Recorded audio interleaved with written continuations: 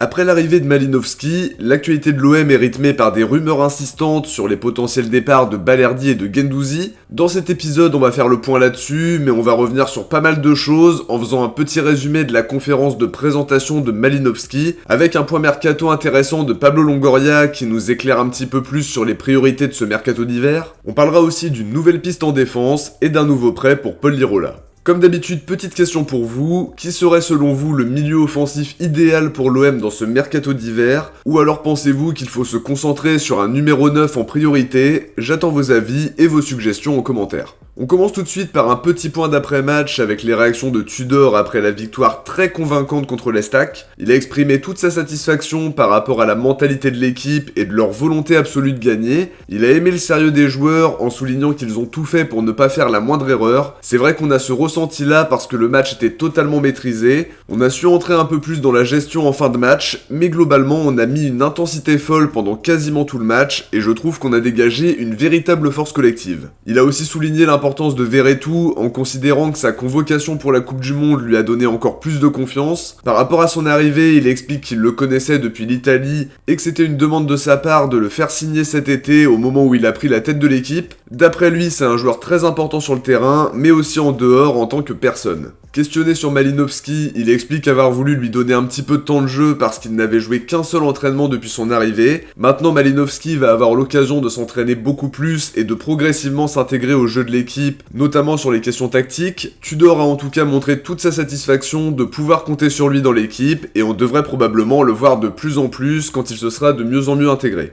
Sur le mercato, on apprend ce mercredi par Foot Mercato que l'OM serait intéressé par Tosin Adarabioyo. Pour vous le présenter rapidement, c'est un défenseur central de 25 ans qui joue à Fulham. Il était titulaire en début de saison, mais il a été mis sur le banc pendant quelques matchs avant la trêve. Transfermarkt l'estime à 18 millions d'euros, avec 1 an et demi de contrat restant. Une piste qui pourrait être un simple nom sur la shortlist en cas d'un départ imprévu en défense centrale. C'est le genre de profil qui plaît à Longoria parce qu'il peut encore progresser et qui a la possibilité de faire une plus-value. Malgré tout, il a beaucoup joué en première ligue sur les 6 derniers mois. Je suis pas sûr à 100% que son club soit prêt à le lâcher cet hiver, mais au vu du profil du joueur, je pense que ça peut plaire à la direction, mais sans départ, je vois mal une arrivée. On passe maintenant à la conférence de presse de Longoria et de Malinovski. On va commencer par un petit point sur le joueur qui a eu l'occasion de répondre aux questions des journalistes. Il explique qu'il a beaucoup suivi l'équipe depuis cet été, qu'il connaissait des joueurs du championnat italien comme Under, Lopez et Verretou, qu'il a aussi joué contre Gigot et Kolasinac par le passé. C'était aussi l'occasion de démentir sa préférence pour Tottenham. Il explique que l'OM était la proposition la plus concrète, qu'il n'a pas du tout hésité avant d'accepter de venir, et il a même confirmé qu'il pensait être olympien dès le mois d'août, mais que le transfert n'a finalement pas été bouclé. Par rapport au championnat, il considère que la Ligue 1 c'est très physique, avec beaucoup de duels, et que ça nécessite beaucoup de concentration, étant donné que beaucoup d'équipes jouent en bloc bas et en contre-attaque. Il considère que signer à l'OM est un grand pas en avant dans sa carrière, qu'il n'est pas encore au sommet de sa carrière à bientôt 30 ans, et que même si son aventure à l'Atalanta ne s'est pas terminée comme il l'aurait voulu, il a tout donné pendant les 3 années qu'il a passé là-bas. Interrogé sur sa frappe de balle, il explique qu'il a fait mentir son entraîneur de l'époque qui le dissuadait de tenter sa chance de loin, mais qu'il a fini par en faire l'un de ses gros points forts en marquant beaucoup dans l'exercice. Sur les coups francs, il nous dit qu'il peut les frapper, tout en concédant aussi que Payet est aussi performant dans l'exercice, et personnellement, je pense qu'on peut rajouter Sanchez et Verretou qui sont aussi de très bons tireurs. Après ce petit point sur Malinovski, Longoria a eu l'occasion de répondre à pas mal de questions mercato. Il a donné quelques infos sur les coulisses de l'arrivée de Malinovski justement, en expliquant que les premiers contacts avec l'entourage du joueur étaient en janvier 2021, au moment du départ de Sanson pour Aston Villa. Par la suite, l'agent du joueur a contacté Longoria et Ribalta pour leur expliquer que l'Atalanta faisait des changements au sein de l'effectif et qu'il y avait une possibilité pour Malinovski. Malgré les discussions, ça n'était pas allé plus loin cet été, alors que le joueur voulait déjà venir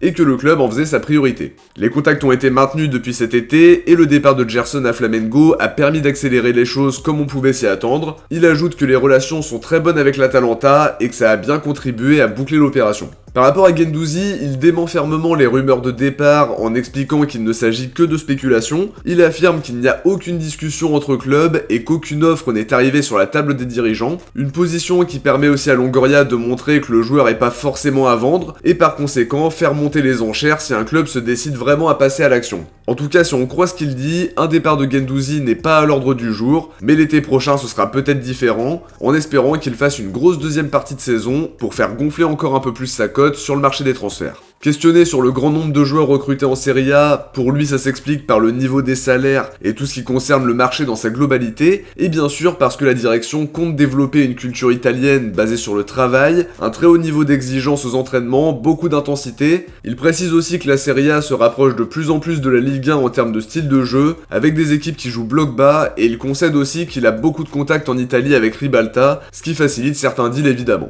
Sur le profil du joueur offensif attendu, il explique que la direction recherche un joueur avec un profil très percutant, similaire à Amin Harit. Pour lui, l'OM peut terminer la saison avec un groupe de 20 joueurs, étant donné qu'on ne joue plus que le championnat et la Coupe de France. Pour lui, l'OM n'a pas forcément besoin de recruter un piston gauche pour doubler le poste de Tavares, sachant que Kolasinac peut dépanner à ce poste-là, que Jonathan Klaus peut aussi jouer à gauche en cas de besoin et qu'Akaboré à droite. Interrogé sur la question des joueurs à valoriser, il explique qu'il faut avoir une base solide de joueurs avec des joueurs performants entre 25 et 30 ans et un bon mix entre jeunesse et expérience pour que les joueurs prennent de la valeur, parce que la valeur est intimement liée au résultat de l'équipe aussi.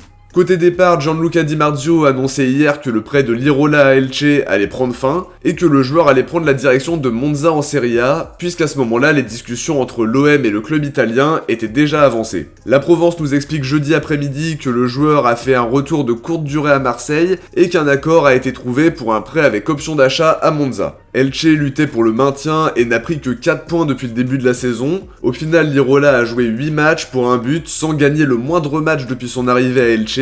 Si je dis pas de bêtises d'ailleurs, l'option d'achat était obligatoirement levée s'il se maintenait, donc c'était déjà bien compromis pour la suite, mais c'est dommage parce qu'il y avait la possibilité de récupérer 8 millions d'euros et une clause de 10% à la revente qui avait été glissée dans l'opération. Sur le plan sportif, Palacios lui a souvent été préféré à droite sans que ce soit beaucoup plus concluant. En tout cas, la direction lui a trouvé un nouveau point de chute et espère qu'il aura une meilleure exposition, même si Monza joue aussi le maintien, la position au classement est plus confortable avec 9 points d'avance sur le premier relégable. On n'a pas encore l'information sur le montant de l'option d'achat, mais l'opération pourrait bientôt être confirmée.